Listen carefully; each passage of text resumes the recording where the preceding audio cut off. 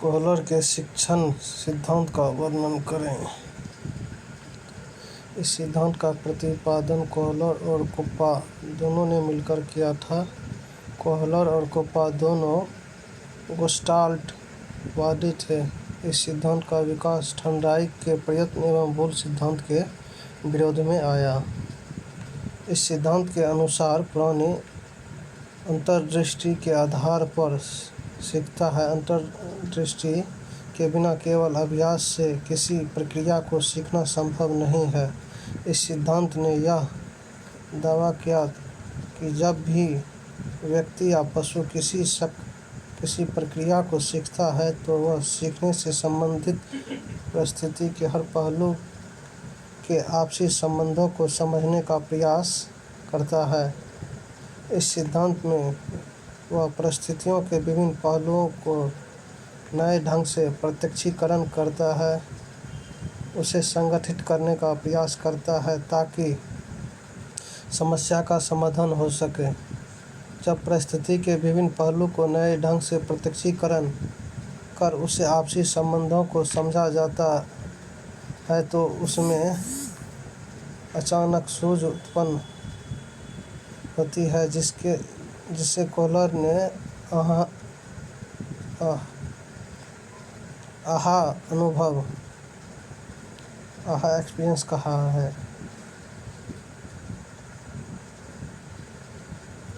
अतः कोहलर के अनुसार सूझ या अंतर्दृष्टि अचानक होती है। इसके लिए अभ्यास की जरूरत नहीं होती। प्राणी में जैसे ही अंतर्दृष्टि उत्पन्न होती है वह तुरंत सही प्रक्रिया करता है और प्राणी सही अनुक्रिया करना सीख लेता है।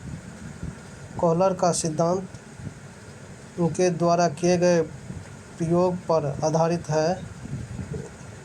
उन्होंने वनमानुष या चिंपांजी पर कई प्रयोग किए। उसका सुल्तान नामक चिंपांजी पर या वनमानुष पर किया गया प्रयोग अधिक मशहूर हुआ। यहाँ पर निम्नलिखित में से उनके दो प्रयोगों का उल्लेख किया गया है। इससे पूरे सिद्धांत को समझने के लिए यह आवश्यक है। छड़ी समस्या का प्रयोग। इस प्रयोग में सुल्तान नामक चिंपांजी को एक बड़े पिंजरे में बंद कर दिया गया। सुल्तान भूखा था और पिंजरे के बाहर टेबल पर केला रख दिया गया। पिंजरे में दो छोटे छोटे छड़ भी रख दी गई। पिंजरे में दो छड़ी भी रख दी गई। छड़ी का बनावट कुछ इस तरह से था कि दोनों एक दूसरे से जुड़ सकते थे, अर्थात उनकी लंबाई बढ़ सकती थी। जब सुल्तान को पिंजरे में भूखा रखा गया और केला पिंजरा के बाहर एक टेबल पर रखा गया, प्रारंभ में सुल्तान अपने हाथ से उसे खींच लेना चाहा, लेकिन टेबल उसकी पहुंच से दूर थी। तब उसने पिंजरे के छड़ी को खींचना चाहा, उसे छड़ी को तोड़ देना चाहा। उसने अपने हाथों से पैरों से केला प्राप्त करने प्रयास किया। थक कर उसने पिंजरे में पड़ी हुई छड़ी को खेलना शुरू किया। बारी बारी से उसने दोनों छड़ी के केला प्राप्त करने का उपक्रम किया। उसके बाद भी उसे केला प्राप्त नहीं हुआ तो उसने उन दो छड़ी से खेलना प्रारंभ किया। खेल में दोनों छड़ी आपस में जुड़ गई। परिणाम स्वरूप चिंपांजी के चेहरे पर खुशी दौड़ गई। तब उसने उस लंबी छड़ी से केले को खींचकर प्राप्त कर लिया। दोबारा जब इस प्रयोग को किया गया तब देखा गया कि सुल्तान ने पिंजरे में जाते ही छड़ी को जोड़कर केला प्राप्त कर लिया। कोहलर का दूसरा प्रयोग, जिसे बॉक्स समस्या का प्रयोग, एक्सपेरिमेंट ऑन बॉक्स प्रॉब्लम, यह प्रयोग भी सुल्तान पर ही किया गया। सुल्तान को एक बड़े कमरे में बंद कर दिया गया जिसकी छत से केला लटक रहा था और इस कमरे में 3 छोटे छोटे बॉक्स भी इधर उधर रख दिए गए। सुल्तान भूखा था। कमरे में पहुंचते उसकी नज़र केले पर पड़ी और वह उछलकर उसे प्राप्त करना चाहा, लेकिन छत की ऊंचाई इतनी अधिक थी कि वह उसे उछलकर प्राप्त नहीं कर सकता था। फिर उसने कमरे में इधर उधर नज़र दौड़ाई। बॉक्स देखकर वह खुश हुआ। एक बॉक्स को उसने केले के नीचे रख कर उस पर चढ़ गया और केला प्राप्त करने की चेष्टा की, लेकिन वह असफल हुआ। तब उसने दूसरे बॉक्स को खींच कर लाया और पहले बॉक्स पर रख दिया। फिर वह दूसरे बॉक्स पर चढ़कर केला प्राप्त करना चाहा, लेकिन फिर भी वह नाकाम रहा। केला उसकी पहुंच से दूर थी। तब उसने तीसरा बॉक्स को उठाया और दूसरी बॉक्स के ऊपर रख दिया और इस प्रकार वह तीसरे बॉक्स पर चढ़कर केला आसानी से पा गया।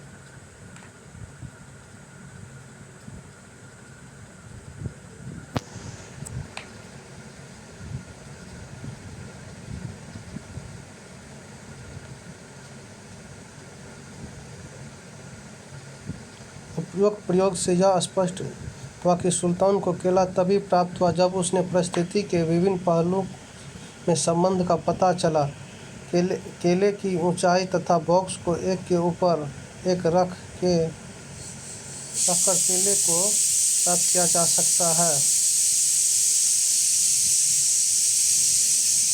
उसे ऐसा अचानक सोच या अंतर्दृष्टि उत्पन्न हुआ। तब उसने समस्या का समाधान कर लिया। कोहलर के प्रयोग में कुछ बातें तथ्यात्मक रूप से सही लगती है। सीखने की क्रिया अंतर्दृष्टि के द्वारा अचानक होती है। कोहलर का दूसरा प्रयोग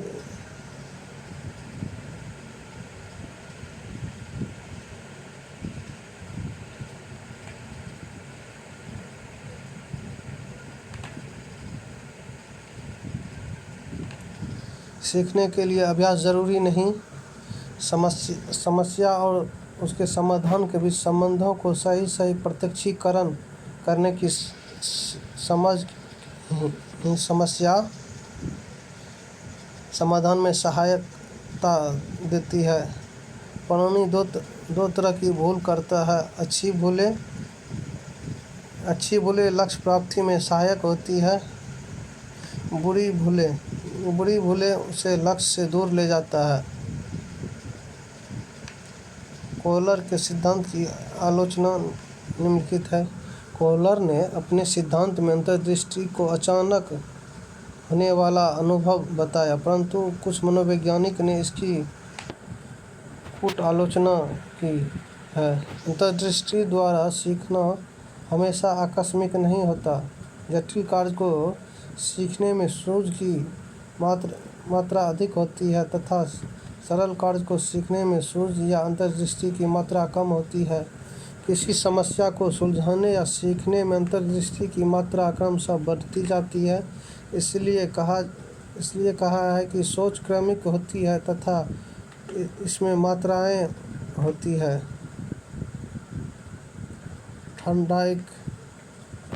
थॉर्नडाइक ने सीखने के लिए अभ्यास को जरूरी माना, परंतु यदि हम कोहलर का प्रयोग पर ध्यान दें तो यह स्पष्ट होता है कि स्वयं सुल्तान या चिंपांजी का सीखना भी धीरे धीरे अभ्यास के कारण हुआ है। कुछ आलोचकों का मत है कि कोहलर का प्रयोगात्मक परिस्थिति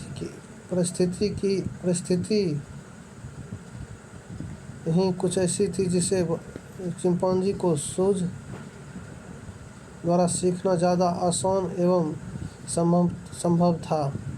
दूसरे शब्द में इसकी प्रयोगात्मक परिस्थिति पक्षपातपूर्ण थी। इस सिद्धांत में पूर्व अभ्यास के महत्व पर बल नहीं दिया गया। इस सिद्धांत के अनुसार सीखने में वर्तमान परिस्थिति के विभिन्न पहलुओं में संबंध स्थापित करने की कोशिश की जाती है और ऐसा करने में इस परिस्थिति के विभिन्न पहलू को मात्र समझ लेना शिक्षण को उपयोगी जल्दबाजी होगी। कोहलर का यह कहना कि पूर्व अनुभव से कोई खास लाभ नहीं होता, इस तरह की व्याख्या वैज्ञानिक नहीं दिखती। वर्क ने अपने प्रयोग में यह सिद्ध किया कि अंतर्दृष्टि प्राणी के पूर्व अनुभव पर आधारित है।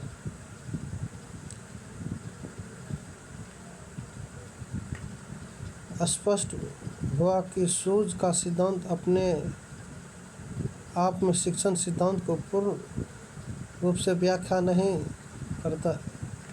सच्चाई यह है कि प्राणी केवल अंतर्दृष्टि से किसी प्रक्रिया को नहीं सीखता, बल्कि उसके अलावा सीखने वाला प्रयत्न एवं भूल का भी सहारा लेता है।